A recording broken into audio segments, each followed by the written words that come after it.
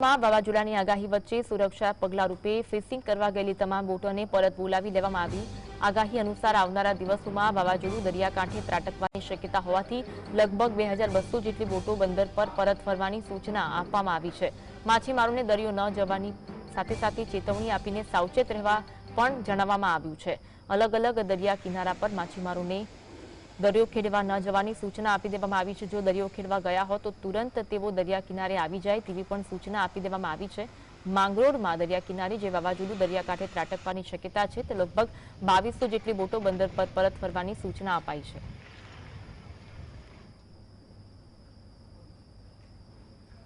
આજ અંગે વધુ વાત કરીશું। સંવાદદાતા સંજય અમારી સાથે લાઈવ જોડાયા છે। સંજય, માંગરોળ દરિયાકાંઠે પણ સૂચના આપી દેવામાં આવી છે માછીમારોને કે તુરંત તેઓ દરિયા કિનારે પરત ફરે, શું વિગત મળી રહી છે?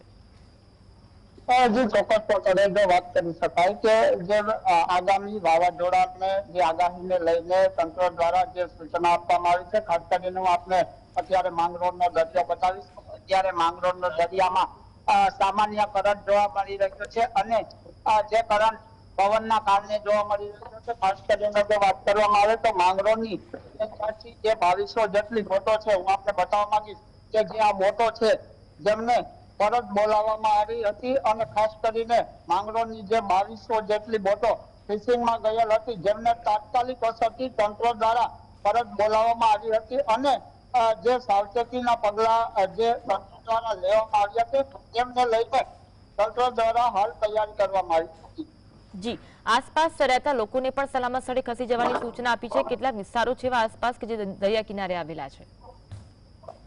જી ચોક્કસથી કહી શકાય કે જે દરિયા કિનારાના વિસ્તારો છે જેમાં જીવાસા, સાંગાવાડા, સીલ સહિતના જે અનેક વિસ્તારો છે જેમના લોકોને સૂચના આપવામાં આવી છે। ખાસ કરીને જો વાત કરવામાં આવે તો જે રૂમો આપવામાં આવ્યા છે, ખાસ કરીને જે પંચાયત દ્વારા વ્યવસ્થા ઉભી કરવામાં આવી છે। જે સાયક્લોન સેન્ટર છે, જે સાયક્લોન સેન્ટર હાલ સજ્જ કરાયા છે। સાયક્લોન સેન્ટર ઉપર લાઈટ, પાણી સહિતની હાલ વ્યવસ્થા પૂર્ણ કરાઈ ચૂકી છે। કેટલા દિવસ સુધી માછીમારોને દરિયો ન ખેડવાની વાત છે અને સાથે તંત્ર દ્વારા કેવી તૈયારીઓ કરવામાં આવી છે? ખાસ કરીને વાત કરવામાં આવે તો હજુ તંત્ર દ્વારા એવું કહેવામાં આવ્યું છે કે માછીમારોને દરિયો ખેડવાની મનાઈ છે। જ્યાં સુધી ઉપરથી બીજી સૂચના ન આવે ત્યાં સુધી માછીમારોને દરિયો નહીં ખેડવાની સૂચના આપવામાં આવી છે।